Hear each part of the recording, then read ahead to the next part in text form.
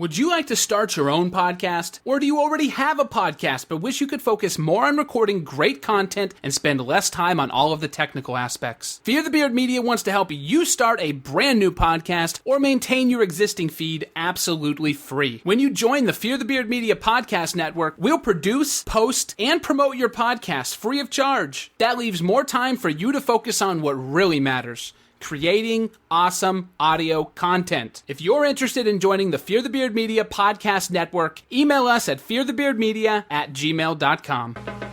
Football, the all-American game, is in fact a Canadian invention. The year was 1874, and the McGill University football team first implemented the modified rules of English rugby in a game with Harvard. The potent offense of today's game was not yet evident, and the game ended 0-0. In 1891, the Canadian Rugby Union was formed, followed by the birth of the Big Four, comprising teams from Hamilton, Toronto, Ottawa, and Montreal. Our modern-day game certainly has no monopoly on competitiveness. Hello there, and welcome to the Daily Fantasy CFL Podcast. I'm talking in the voice just like the guy that we heard a moment ago on the opener. I think we can start off with that since you made a comment about that in the most unprofessional of intros of all time. I am Crazy Gaby, hanging out here with John Buffalo 66 Sullivan, and what would be more annoying, me talking like that the entire podcast, or playing kind of chintzy, old-timey music in the background as a bed during the entire podcast? Oh, I might even take offense to that a little bit. Thanks for having me again. But that actually gets me a little pumped up, that intro, because back in the day, even when I was a kid and I watched the NFL on the old network television, rabbit ears, the highlights they would show, last week's highlights Sunday morning before the pregame show. So you had to wait a whole week to see the highlights from last week. It's like Christmas every week. It was, and that music, is the old NFL film stuff, that same type of thing. It got you pumped up for the whole day. So I'm pumped up and I'm ready to go. Yeah, for those not aware, John actually started playing daily fantasy sports when they were still wearing leather helmets. So we played by telegraph. Pony Express to make a change in your line. That's right. You had to include tips in your when you sent and received lineups. Yeah, you better make sure that injury news comes out early, because that pony's not making it if you need it in by Saturday at midnight or something.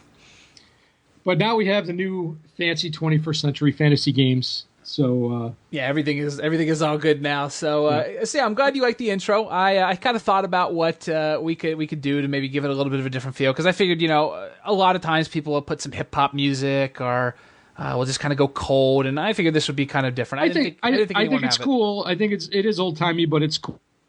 And so is our CFL. We have the old CFL logo on the slide for the podcast, so I think it fits really well. And enough talking about the intro. I think people want us to talk about football right now. People want you to talk about football. As I've made it abundantly clear, and again, disclaimer, because there were a few of you who tweeted at me, and while I am honored and I am extremely flattered, tweet at John. At Buffalo Hold'em, spelled just like it sounds, at Buffalo Hold'em on Twitter. That's your man. I know nothing about the CFL. The only thing I know is that we needed a host for this podcast so we could feature his knowledge and put it on full display. And with that, let's go ahead and just talk about what happened with the knowledge that you put on display last week, because from what I understand, it was an extremely surprising, when taken all together, group of results. Well, there's certain words you could use to describe the week, depending on how much you wagered, or if you had a financial interest in the outcome, so to speak. The word I would use is unexpected. It was a very unexpected week. All four underdogs won in week one. And that would have been a hell of a parlay if you played all four of those teams. Oh, wow. Not only did they cover, but they all won straight up. And three road teams won in week one, and that is the first time since 2012 that three road teams won in a week in the CFL. So that's surprising. It was not expected. And I think that also shows in my fantasy lineup I created. It was pretty average at best. It was a little bit about under 100. I think it was somewhere between 96 and 100 points. Not very good. I did have some injuries. But You needed about 170 to win a tournament on DraftKings, but I think 125 should easily have won you a cash game if you had played. But I think instead of breaking down my roster from last week, I think the smart thing to do here is to go through the games real quick, and we'll talk about the important things that happened and didn't happen in each one, and maybe a few points that might apply to this upcoming week as well. I think that is an excellent way to go about things. So with that in mind, and real quick, before we get started, I should probably let folks know that this podcast is now spoken to my best Emperor Palpatine voice from the original Star Wars trilogy. This podcast is now fully operational. I didn't know you were so good at voices. You were always more of a velvet fog to me. It's a melt array of podcasts. Well, that's the thing. You should look out when people start flattering you. I'm gonna put my hand over. I'm gonna put something on top of my wallet now. You got this flattery flying around. Right. Yeah, but the podcast is fully operational. It is up on iTunes, Google Play, Podbean, Stitcher, Blueberry, any podcasting directory that you use will now have it available. So if you were forced to listen to it on the website Fear the Beard Media last week, you can officially get it subscribed to it in a feed showing up with push notifications if you so choose. So I would highly recommend you do that. Of course, if you want to read the show notes, I'm going to post those at the actual site of the post at fearthebeardmedia.com. And John, I think once again you're going to post this on YouTube as well, correct? Can you tell the people what your YouTube channel is? Yeah, it's real simple. It's Buffalo Hold'em. So you can search Buffalo Hold'em on YouTube, and you'll get my YouTube channel. I'm going to archive every podcast on YouTube, so you can always go back and check it there if you can't find it anywhere else. Perfect. So we got lots of ways for people to listen. Whatever your preferred method is, you can jump into that. And with that, we will fly away to the matchups from week 1. Now, I should probably ask you this, is that Ticats versus Argos? Yeah, that's the Hamilton Tiger Cats, or known as the Ticats, and the Toronto Argonauts are the Argos. All right. So that game ended up Hamilton 42, Toronto 20. I wrote a cheesy DFS tout line for each one of these reviews. So my if I was writing a cheesy DFS tout article, this one would be called "Jeremiah Was a Bullfrog," because Jeremiah Masoli is the quarterback for Hamilton, had his best game that he's ever had in the CFL. So we're talking like Chris Bryant from a couple nights ago. Good. Yes. Exactly like that. He had an amazing game, and if you played him, mad props to you in daily fantasy. The big question is he wasn't that good last year. So the question I have in my head right now is he that much better? Is he going to be that good going forward?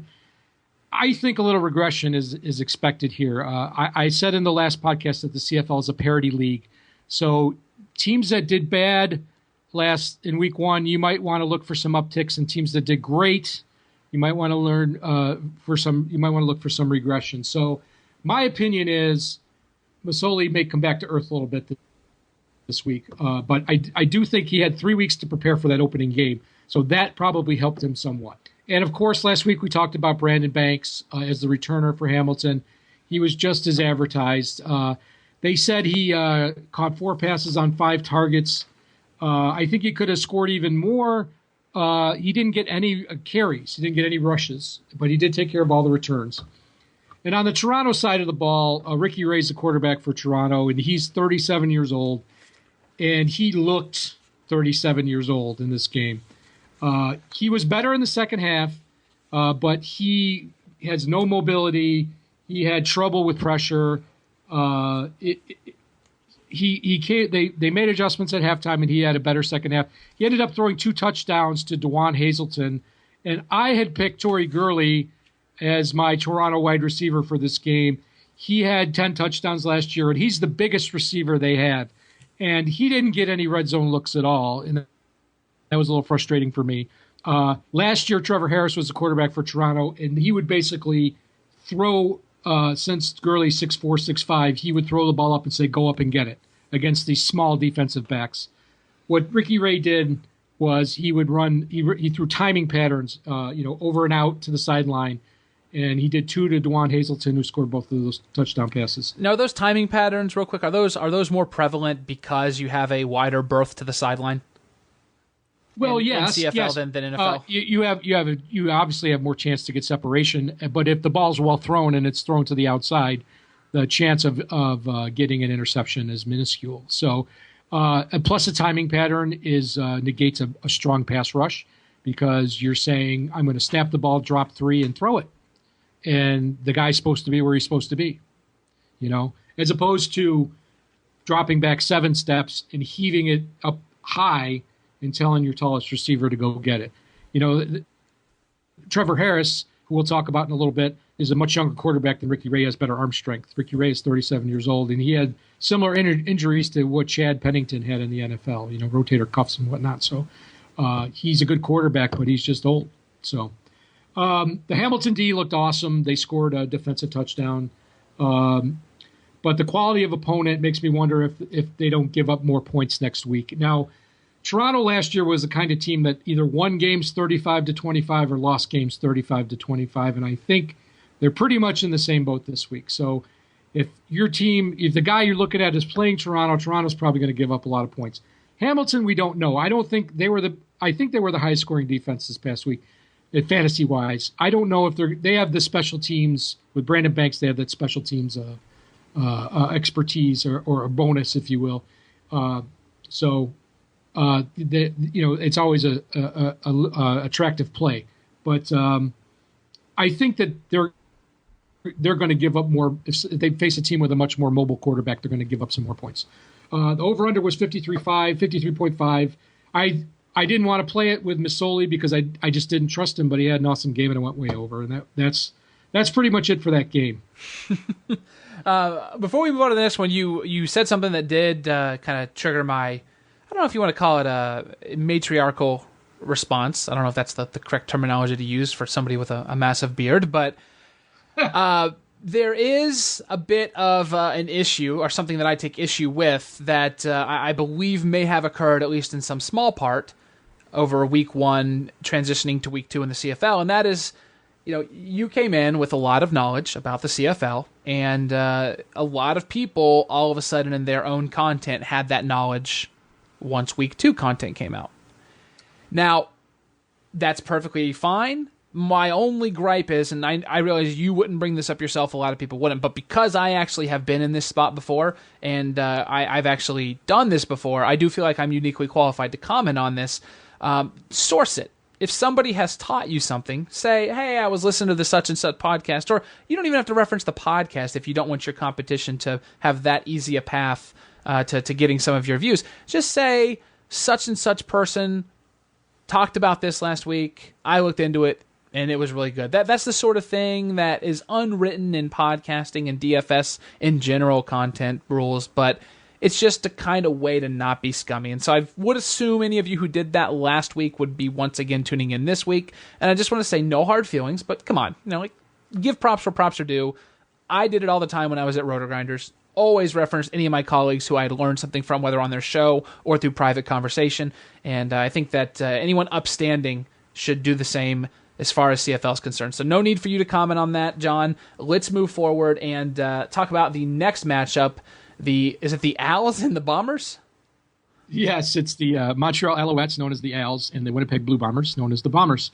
Owls won 22-14, and my cheesy DFS tout line is Dressler undressed.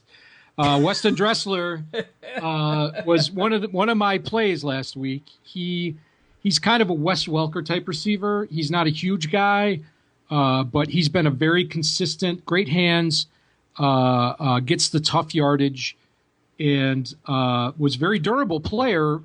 He's been in the league for several years. And he was obviously going to be a big part of the Winnipeg offense this season. And halfway through the quarter, he basically got knocked out on a helmet-to-helmet tackle, which is an instant penalty in American football, but it was not even a penalty in this game. And he already had, within the 6-7 minutes he was in the game, he already had 3 catches at that point. So at least he got something before he got knocked out.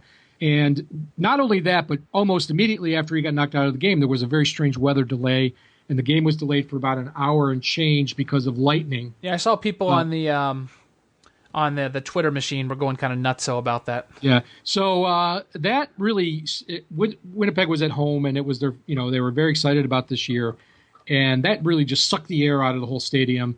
And when they came back, they just seemed like they had they were like deer in headlights. Montreal, I have to give them credit. Their defense was very good. They put a lot of pressure on Drew Willie, and he got happy feet. He had trouble handling the pressure, was sacked a lot. He just threw up balls just to, he didn't look like he had any time to check down or anything like that. So they did make adjustments at halftime. In the second half, he started checking down to Andrew Harris, the running back, who is probably going to be the most consistent point producer as running backs go in the league this year. He will run and catch balls. And even with the total shit show that game turned out to be for Winnipeg, they actually had a chance to tie it at the end. They had the ball, and they were down 8, and if they could just put it into the end zone and get a 2-point conversion, they would have put it into overtime. But the thing that I last week I said Winnipeg would be a contender for a playoff spot and a conference title, and I think that without Weston Dressler, they have absolutely no shot for a conference title, maybe not even a playoff spot. The lack of the Winnipeg pass rush made Kevin Glenn, who's the starting quarterback for Montreal, just look like an all-star. This guy's 36 years old, and he's known for throwing interceptions. And as a matter of fact, the one time they got pressure on him in the red zone, he threw a red zone interception. So I think Montreal looked awesome in that game, and I think a lot of people are going to be on the Montreal bandwagon this weekend. This is what I was talking about before, is you got to remember it's parity league. Teams that went on a huge uptick might come back down. Teams that went on a huge downturn might come back up. Now, when we talk about this week's matchups, I'll tell you what I think about these teams going forward. But, Bombers are not as bad as they look. Al's not as good as they looked. But they need Dressler. And this game was the only game that I thought it was going to go under, and it stayed under easily. So, that's how I felt about that game. That was the toughest game to watch. It was the least fun CFL game to watch of the 4. Red Blacks versus Eskimos. Those are pretty easy to say. Yes, I was going to say that you gave me a reprieve there. I appreciate that. This game was the best game of the week, and you can watch the game probably on the CFL website. I'm sure it's on YouTube somewhere. But if you want to see what CFL football is all about, go watch this game. This was actually a rematch of the Grey Cup from last year. My cheesy DFS tout line for this one is quarterback insurance pays dividend. Henry Burris, who was the most outstanding player, which is the MVP, had an average first half, and it was a pretty uneventful game at halftime, but second half was just an explosion. But what happened is Henry Burris, the starting quarterback for Ottawa, injured his hand. He had a displaced pinky or something happened. It was a freak play. He just kind of falls to the ground in the middle of a play, and he's 42 years old, by the way, so he's no spring chicken. But they signed Trevor Harris, who started in Toronto last year. They signed him as a backup. And he came into the game about 10 minutes left in the third quarter and ended up going 17 of 19 and throwing for 292 yards and a couple of touchdowns. Or 3 touchdowns, I think, if you include overtime. The very first play from scrimmage, when he came into the game, he bombed it like 70 yards to Chris Williams. Chris Williams was the top DFS point getter in week 1 at 41 and change DraftKings points. He had 2 huge, long touchdowns. I don't think that's going to repeat itself, but he's now the highest-priced DraftKings wide receiver. His stats were amazing. Both Trevor Harris's and Chris Williams' stats were amazing. And then in overtime, Ottawa threw a touchdown pass to Brad Sinopoli, who was wide open. It was like me playing catch with you in your front yard. I mean, that's how wide open he was. It was ridiculous. The Edmonton Eskimos only gave up more than 30 points once all of last year. They only have 8 rookies on their team this year. They didn't really change that many players. They did have some injuries in their secondary, but they were totally exploited, and they did not get enough of a pass rush on Trevor Harris. Trevor Harris has a better deep arm than Henry Burris, and Henry Burris was kind of dinking and dunking on him, but he had completed like 11 completions in a row before he got hurt. So it wasn't like they were doing a real good job of getting pressure to the quarterback. the starting running back for Ottawa, his last name is Van, didn't really show me a whole lot. He did get a lot of play, but he didn't really score a lot of points. And on the Eskimo side of the ball, they were good enough to win, but they didn't get any stops by the defense in the second half, so they just didn't score enough. John White is their starting running back, and he looks like he's going to be, with Andrew Harris and Winnipeg, those are going to be like the two go-to running backs every week. He's going to get rushes. He's going to get receptions. He's going to play almost all the situations. And their wide receivers, Darius Bowman and Darrell Walker, were complete studs. Unfortunately, neither one of them got a touchdown, but they both got double-digit looks, and they both caught over 100 yards passing. Over-under was 55. I actually played the under in this game, and it was 14-11 at halftime. It was only 25 points scored. I thought it was looking good. Third quarter comes out, field goal, blocked punt touchdown, bomb touchdown, field goal, and then the fourth quarter was a bunch of more scores. I knew it was over. It was, but it was a very exciting game. It was a lot of fun to watch. Let me ask you a question here in terms of running backs, since I think a lot of people are going to have this same question. You say there's really two running backs that are going to carry the bulk of value in the CFL this season. Are we at a point now with the salary cap where it's worth it to just play both of them blindly, and there's enough cheap players or cheap values to kind of throw in and supplement them? Are we past that point yet? When do you think that point will be? Just kind of give us an overall idea of what we should be doing with this running back situation, since it seems like there are a few that are just so much more valuable than the rest. Okay. This is how I choose my running back. And there's one exception to this rule, and we'll talk about that when we talk about the next game. But I want a guy that is going to play every down, and he's going to play short yardage. He's going to be the preferred short yardage option. Now, if it's 3rd and inches and they just need to get a first down, the quarterback usually sneaks. Not a big deal from a fantasy perspective. But if it's 1st and goal at the 1 yard line, you want the guy that's going to bring it home. And last week, I picked the running back from Calgary because I thought that he was going to, get that short yardage situation, and he did. Eventually, he scored 1 touchdown, but he should have had 2. But anyway, as far as John White for Edmonton and Andrew Harris for Winnipeg, both of these guys are going to play. If they're healthy, they're going to be on the field. They're going to be an option in the passing game. They're going to be the primary option in the running game. That's why I say that these are the two guys to look at. The thing with Montreal, they have a running back that's very good who led the league in rushing last year, but he doesn't get that many touchdowns. He doesn't get that many passing looks. That's something that's an issue for me. That's for fantasy purposes, of course. It's great that if he gets the yards and he gets the bonus for rushing for 100 yards. Nobody rushed for 100 yards last week, by the way. I just want to point that out. And you called that, by the way. Yeah, I said that wasn't a big thing and that reward should be more. Yeah. But let me just hop back and say one thing about the Montreal game. Absolutely. That Duron Carter, I mentioned him, he's the son of Chris Carter, and S.J. Green, their wide receivers had great games as well. But he got several, at least 2 carries, sweeps, and he had a bunch of rushing yards. As a matter of fact, Duron Carter had 47 rushing yards. It was the 3rd highest rushing total in week 1 of the CFL. So something to keep in mind there. But he's not a running back. He's a wide receiver as far as fantasy goes. It wouldn't have done anybody any good there. So all I'm telling all of our wonderful listeners is if you're going to pick a running back, pick a guy that's going to catch balls, is going to get rushes, and is going to score touchdowns. It's really that simple. You hear that, guys? It's that simple. Just pick the right player. That's why we're here, to help them pick the right player. Exactly. That's why. So we got our last game here. Yeah. It's the Stampeders. So I was thinking maybe they were sponsored by Stamps.com. Post Canada. I was going to say Stamps.com sponsors everybody, it seems like, on podcasts, so it would only make sense they'd sponsor a CFL team. So we have the Calgary Stampeders 18 and the British Columbia Lions 20. And my cheesy DFS tout line for this game is Make It Rainy. Chris Rainey we're talking about. The Lions had a come-from-behind victory thanks to a pair of touchdowns by Chris Rainey.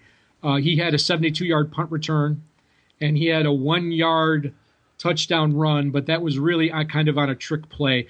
My point is Chris Rainey put up the kind of game that Brandon Banks put up, and he's their number one return guy, and he is also listed as a running back. So if you're going to play him, maybe you want to play him in the running back spot and then just kind of pass, pun intended, on using another running back in your flex position. So he's the big question mark going forward. Is my question about Chris Rainey is not he's a great return man and he's going to get a lot of return yardage. No question about it. My question is he going to get offensive looks like he did in this game? And I think that most people are going to bank on it, but it's not going to happen. And I'll tell you why. Number one is the rushing. He got the 1-yard touchdown run, and that was a fake misdirection play. They lined it up to make it look like Jonathan Jennings, the quarterback that I touted last week. It was a deception play on purpose, and it worked to perfection. Jonathan Jennings is their short yardage guy. He's their mobile quarterback. He did not run a lot last week. It was disappointing to me. And then in the first half, he had a crappy game. He overthrew everybody. He all of his receivers got looks, and he was pumped. You could tell he had the adrenaline flowing, and he was just sailing the ball over everybody's head. In the second half, he started to dink and dunk a little bit more, and he got his rhythm down. So I don't think Chris Rainey is going to get a lot of looks at running back. The other thing is the wide receiver I put on my DraftKings roster, Manny Arsenault, got hurt. He hurt his shoulder, and he didn't really get any looks after the third quarter. As a matter of fact, after Chris Rainey scored the touchdown return to take the lead on the punt return, Arsenault pretty much sat out the game, and Rainey came in and took his spot in the receiver corps. So I don't think Chris Rainey is going to get a lot of runs. But if you think he's going to get a turn in the offense like Brandon Banks gets a turn in the offense, then you definitely want to consider playing him as your running back. I still like Jonathan Jennings. He scored 16 points. He didn't have a touchdown pass. He did have a 2-point conversion. I think he's a threat to score by run or by pass every week. I think he's still the lowest price starter. I don't know if he's the best play this week, but he's always a consideration if you need to make some salary cap room. And let me talk quickly about a couple other players in this game, and then we'll go on to questions. I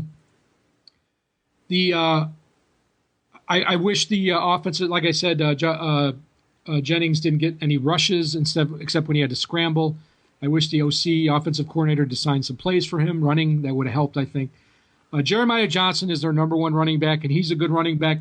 He's kind of in the same situation with Sutton in Montreal. He's a great running back. He's good at getting yardage. Don't know if he's going to get passes, looks on the passing game, or if he's going to get touchdown plunges. We'll see as the season goes on, but right now I'm leaning towards no. So the Calgary didn't look that good, and my favorite player in the CFL, I love to say this name, and let me see if I can get it right on the first try. Solomon Elimimian. That's right. Solomon Elimimian. The best pass rusher in the CFL. He's a linebacker. What sort of Canadian concocted witchcraft is that name? That's he's definitely not Canadian either, right? He may be. I honestly don't know, to be honest with you, but he is the best pass rusher in the CFL, in my opinion. He was able to deliver some big hits. Bo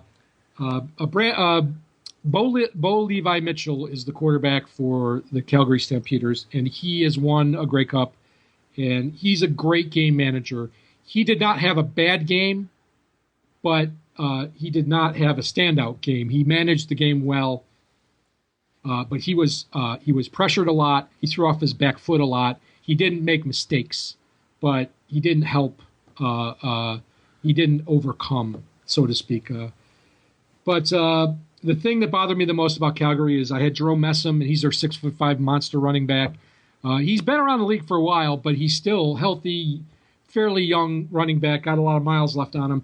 He basically split time in the backfield. They used him more for blocking than for rushing. They got down. They had 1st and goal on the 1 in the first half, and they tried some trick plays. They had 2 quarterback sneaks, and then they tried a fake field goal quarterback sneak, and they didn't score. And then the next time they get down to the 1-yard line, they gave the ball to Jerome Messam, and he didn't score on the first try, but he scored on the second try. Why be so cute? Just give it to the guy. That's kind of what I thought. I thought he might only have 50. Isn't that all football? You're speaking the language that all football fans, regardless of the league, can speak now. Why the fuck do you have to be so cute? Yeah. It just, that's the thing. The difference between the NFL and the CFL. The NFL, the coaches are predictable. You know that Hoodie's going to go for it. You know that somebody like John Fox in Denver is going to punt 10 times a game. It's just that's predictable. In the CFL, with the rules being so different and the options being so different, you have more players, more options, bigger field. The coaching is not as predictable. But anyway, he didn't get that extra touchdown that I thought he was going to get, which would have made my score a little more respectable. As far as the receivers go, Marquay McDaniel was my pick, and he, on my GPP roster, he didn't get a lot of looks. It seemed like Joe West got more looks than him. It was not a good day for the pass receivers, except for Kamar Jordan, who is somebody that I don't know is going. He had a big game, but I don't know if he's going to be a big part. That whole portion of their offense is up in the air to me right now. One last thing, the Stamped special teams had 3 punt blocks in the first half, and that's pretty amazing. 2 were kind of just deflections. 1 was an outright block. You don't see that in any football game, much less a CFL or NFL football game. But it kind of makes you think that the Stamps as a defensive special teams unit might be worth taking. They just dominate at home. So when we talk about the upcoming games, I'll talk about that. But this game, the over-under was 48, and I mentioned last week I thought it would go over. This game should have gone over. There were 3 missed field goals, 1 missed extra point, 1 missed 2-point conversion, and then they had that goal line stand at the 1-yard line that should have been a touchdown. All of that put together would have put this game way over. It was just bad luck, so it didn't happen. Now, you mentioned, I was going to say, before we move into anything else, you had mentioned that one of the more prevalent questions you received on Twitter was where to find the stats. So just want to ask you before we move into talking about next week's games, all this stuff you're talking about right now in terms of recapping the games, this is all, of course, quantified in the data. So where can people go to kind of match up what you're saying right now with what the actual numbers break down and kind of supplement their research for week 2? Well, I'm glad you said that, because that was the question that I was asked most online this past week, is where do you get your stats? And stats are very important. I think with the CFL, because it's such a small league, I think there's no substitute for watching the games. I really think that that's the primo place to get your information. But if you're going to be an analytics guy and you want to get stats, the easiest places are very straightforward. If you want raw player stats for a specific week or for a specific team or just individual player stats, go to tsn.ca. TSN is the sister network to ESPN. It's the Canadian ESPN. It's called The Sports Network. And very, very descriptive. I like the SEO implications of that. But they have a CFL section on their website, and they have stats that would be pretty easy to import into a spreadsheet or a database if you so choose to do that. Also, if you go to the CFL website, I mean, I'm not trying to be Captain Obvious here, but the CFL website has weekly stats, weekly leaders, season leaders, team leaders, and they also include targets in their stats. So if you want to see who got the most targets or who on the season, who gets the most targets for week 2, you can go to their website and they'll post on their website that type of information. You might have to transpose some of that yourself, but cut and paste, whatever. It might not be easy to just import it into a spreadsheet, but it's there, and it's free, and it's available to everybody. And the other piece of information that players will want, especially, is depth charts, because it says who the starting kick returners are going to be, or who the starting receivers or running backs will be. And that's the one place I like to go is cflpass.ca, PASS, cflpass.ca. And they have a link. It's basically a news aggregate kind of website, and they have a link right on their main page that says depth charts. And you can go see the most recent posted depth charts for each team. And that's pretty straightforward. That was the question I got most this week is like, where can I get stats? Where can I get stats? I said last week, and I'm still standing by it, it's not all about targets. The NFL is a lot more about targets. If a guy gets 12 targets a game in the NFL, it's going to be pretty close to that every week. And then that has to do a lot with the predictability that you talk about with NFL coaches versus CFL coaches, correct? Yeah, not only that, but they have extra downs to work with, and they don't have as many receivers. You know, if they have two wide receivers and a slot receiver, and they don't throw to their tight end other than once in a blue moon, you know, you're looking at spreading their targets out over X amount, you know, per guy per game. In the CFL, you could have 6 receivers go out on a play, and you have guys coming in and out all the time. So you may actually have 8 receivers getting looks. And, you know, the guys that are the studs are going to be very apparent to people after a couple of weeks, especially if they watch the games. All right. Now, before we jump into the Week 2 analysis, we're going to take a very brief commercial break. And actually, it'll be kind of trippy. You're going to listen to yours truly in a commercial while I'm also breaking for a commercial.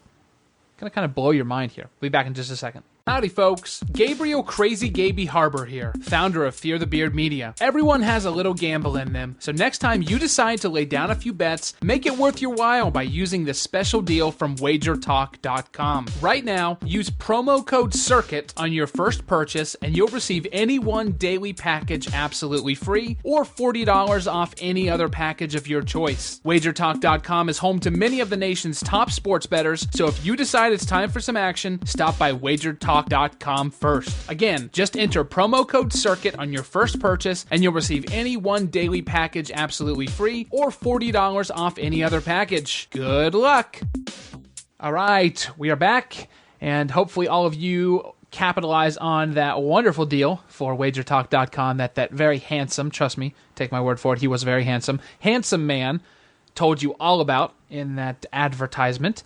And John, we are now on to talking about Week 2's contest. So we will start it off with, is that Ottawa at Montreal? I think I'm getting better at Canadian shorthand. Yes, you are. Yes, you are. This week, by the way, there are 2 games on Thursday and 2 games on Friday, as opposed to last week where it was spread out over 3 days. And real quick, dive into the GPP, or Guaranteed Prize Pool, which is just an acronym for large tournaments with the huge top-weighted prize pools as opposed to head-to-heads, 50-50s, and whatnot, for any of you who may be new to daily fantasy sports. If you could dive into the way they're constructed this week and exactly why it's a bit peculiar and also actually kind of clever, too. So, well, it's what DraftKings did this week. For those of you that play on other sites, I'm not familiar with them, so I can't really comment on them. But with DraftKings, they made their largest prize contests basically Thursday only, because there's 2 games on Thursday, so they can run technically a 1-day contest. And the 4-game contests, which include both Thursday and Friday games, are much smaller prize pools. And I think the reason they did that is they can, you know, as I talked about double dipping last week, they're kind of double dipping themselves. They're hoping that people play on Thursday for the big prize, and then they can offer another contest for Friday, and they can play again on Friday. So play twice in 1 week as opposed to just playing once a week. So I personally prefer having all 4 games in play. I think you get better entertainment value for your buck. But I will, when I talk about specific players this week, I will mention if I think they're ripe for a Thursday or Friday only scenario, I will mention that. Very good. Let's get started in Ottawa and Montreal on Thursday. The line is pick'em, and the over-under is 54. And Trevor Harris, we talked about him earlier. He came in and threw 3 touchdown passes. He's going to start for Ottawa. And Kevin Glenn is starting for Montreal. And I think both starting quarterbacks had awesome games last week, and I think they're coming back to earth. Chris Williams caught the 2 super long touchdown passes, was the highest scoring player at DraftKings in week 1, wide receiver for Ottawa. He's going to come back to earth too. That's an unsustainable path for him. He's not going to score 36 touchdowns this year. And he's a good receiver, but he just I think that Montreal's defense is going to have a better secondary than what he faced last week. So I'd fade him this week unless he's getting returns, which is very unlikely. When the depth chart comes out, you'll know who the Ottawa return man is going to be. And I think he returned 1 punt in week 1. So I don't think he's getting returns, and I think he's a definite fade. The wide receivers for Montreal, I mentioned them briefly, Duron Carter and S.J. Green. I think those guys are green lights for this week. Ottawa's going to give up points. I don't know if they're going to give up 37, but they're going to give up some points. Montreal has a guy named Logan as their kick returner. He does all the returns. I only saw him on the field for the offense maybe once in last week's game. But if you don't want to use him as a kick returner play, you can hedge by picking the Montreal D because he's going to get some return yards. But he'll need to score a touchdown to get you points on defense.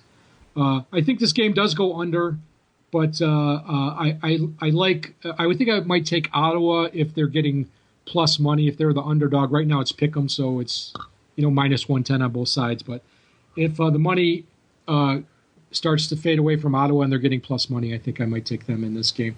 But that's how I feel about the teams playing there right now. So on to the next game would be... Hold on. Toronto at Saskatchewan. You got that. You nailed it. I'm on fire. Okay. Saskatchewan is actually... they were the worst team in the league last year, and they're actually 2.5 point Isn't favorite. that a crazy remote province as well? Actually, it is kind of a remote province, but they're in Regina, is where the team is located. No, there's some obvious low hanging fruit with that name. Yes. And I said it correctly as opposed to saying it in a non-rhyming way. Would it be Regina? Yeah. Let's go with Regina for this podcast moving forward. But the Rough Riders. The Regina Rough Riders. Oh God, no. Why? They were the worst team in the league last year. They turned over most of their roster, and they're actually 2.5 point favorites in this game. And part of that reason is because Toronto had that horrible game last week, and they have to go on the road to Saskatchewan. And I said last week that the Rough Riders were such a huge question mark on offense, and we didn't know what to expect of them. But you have to like the matchup. They're playing Toronto that gave up 42 last week, and I think they'll give up 30 again. So there's no way in God's green earth I'm touching the Argonaut defense. But I had Torrey Gurley. I talked about him earlier, the wide receiver for Toronto. I might take another flyer on him. I expect him to get more looks, develop more rapport with Ricky Ray.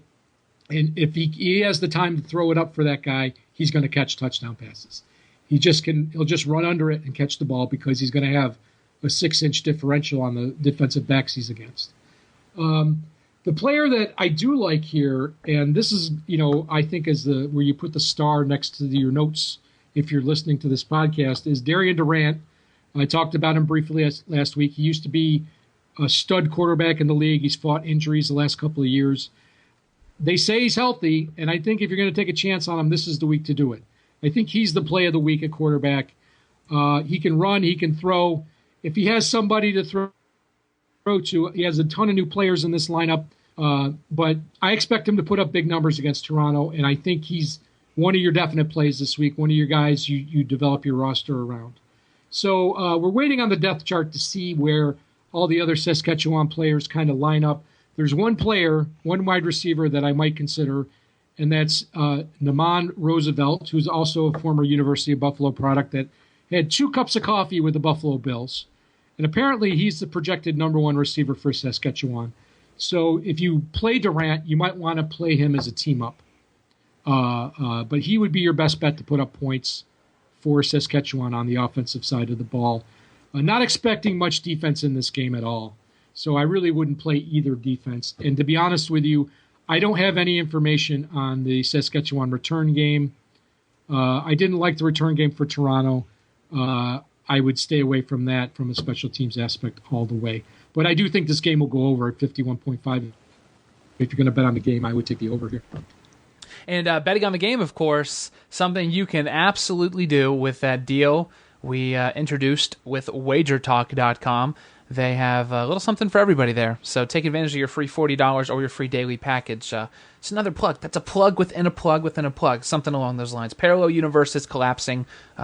Quantum wave probability functions are just dying. So I have to catch my bearings before I start going into astrophysics and whatnot. But anyways, that does not matter. What matters is more CFL talk, and that takes us to British Columbia at Hamilton, right?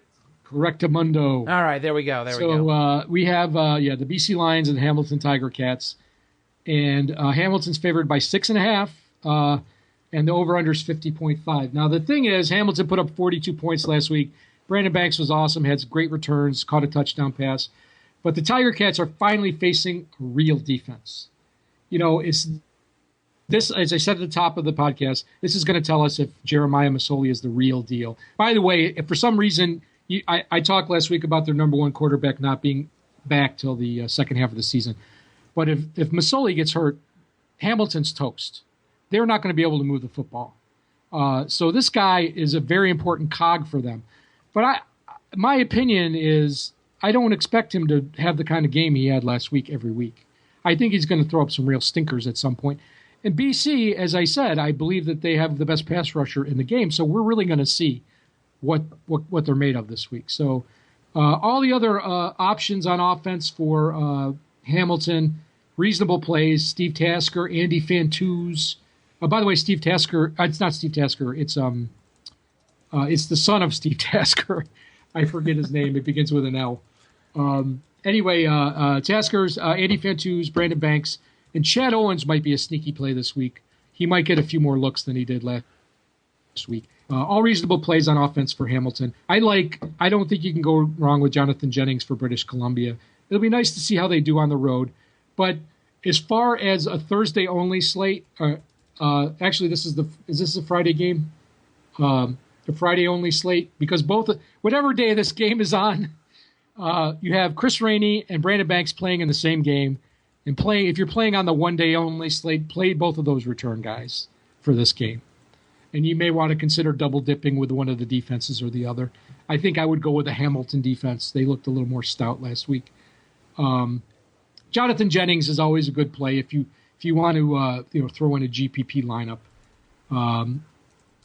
He's going to be a lot harder to take down than 37-year-old Ricky Ray was last week. And on the BC side of the ball, their wide receivers, Nick Moore and a fellow named Gore. I can't remember his first name, but Gore got 11 targets last week, and he only got 56 all of last year. Another unsustainable path. A lot of people are going to be on that guy. I think maybe pivoting away from him to one of their other receivers might be a better deal. And we talked about Rainey not getting as many offensive touches as last week, but he's obviously, with the return capabilities of both of those guys, he is definitely almost a must-play. Rainey went up to he's running back, and I think he's like 5,900, and Brandon Banks went from 54 to 6,400, somewhere in those neighborhoods. I only cursory looked at the prices today. As far as prices go, the most expensive defense is only 5,200. You can still fit pretty much anybody you want. You may only have to sacrifice one position. So it's still really soft salary cap. But hopefully I've given you some good options this week. Darian Durant for sure. I like the Montreal wide receivers to have another big game.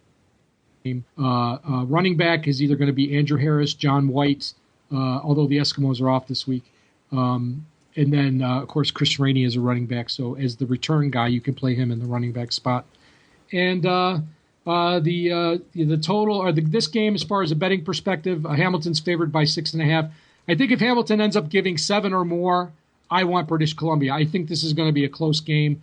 It's really tough to gauge the total on this 50.5. I think it's going to be pretty close to what that total is. So I'm going to stay away from the over-under on that. But BC plus 7, that game looks really good. And Toronto, Saskatchewan over 51.5. Those are the two games I like the best. As always, I will give you a free lineup this week since I still can't play DFS. And if I make any wagers on CFL games, I'll post them on my Buffalo Hold'em Twitter feed. Well, There you have it. Anything else that we should hit before we bounce out of here? I remember that I'll take any questions you have. I try to answer them online in a timely manner. If I get something that I feel like I can't answer in 140 characters, I may just let you know that I'll answer it on the next podcast. Yeah, it wouldn't be a bad idea, actually, if you want to send questions that are maybe a little more existential in nature rather than, sort of fleeting or temporary, regarding that week's slate. We could definitely start taking some user-submitted questions and have a segment for that on the podcast. I think it'd be pretty cool. As always, you can follow John at Buffalo Hold'em, spelled just like it sounds on Twitter. Same name for your YouTube account, Buffalo Hold'em. You're going to post the podcast there just like you did last week. You can subscribe on iTunes, Google Play, any other podcasting directory, or you can just head to fearthebeardmedia.com. You can listen to it there. And also the show notes that you sent over to me each week, those are going to be posted along with the actual podcast at fearthebeardmedia.com. Thank you, John, once again, for joining me here on this podcast and for carrying the load, because God knows I did nothing of note. And we will be back again next week. I think you earned an executive producer credit, didn't you? Executive producer. Everybody gets an executive producer credit, right? All you have to do is breathe on the set, and you get an executive producer credit. That's the way it works. All I want is a free lunch. I don't care about it. Thank you all for listening, all right. and see you next time. Yep, we'll see you next time. Take care. Howdy, folks. This is Gabriel Crazy Gaby Harbor, founder of Fear the Beard Media. If you enjoyed this podcast, please consider pledging your support for Fear the Beard Media at patreon.com/Fear the Beard Media. I've got big dreams for the Fear the Beard Media podcast network, but those can't be realized without the support from listeners like yourself. Your support will help us grow the Fear the Beard Media podcast network so we can help more talented broadcasters get their podcasts on the air. I've created some unique and hopefully entertaining reward levels for all of our patrons on Patreon, starting from as low as just $1 of support per month. It would mean the world to all of us if you chose to pledge your support at patreon.com/Fear the Beard Media. Thanks for listening. Make sure you subscribe to this podcast via iTunes, Google Play, or through any other major podcast directory. Head over to fearthebeardmedia.com and check out all the podcasts on the Fear the Beard Media podcast network. If you're interested in starting a podcast or joining the Fear the Beard Media podcast network with your current podcast, email us at fearthebeardmedia@gmail.com. We'd love to get you on our network, absolutely free, no cost to you. Follow us on Twitter and Snapchat at FearBeardMedia and on Instagram at FearTheBeardMedia. Until next episode, take care.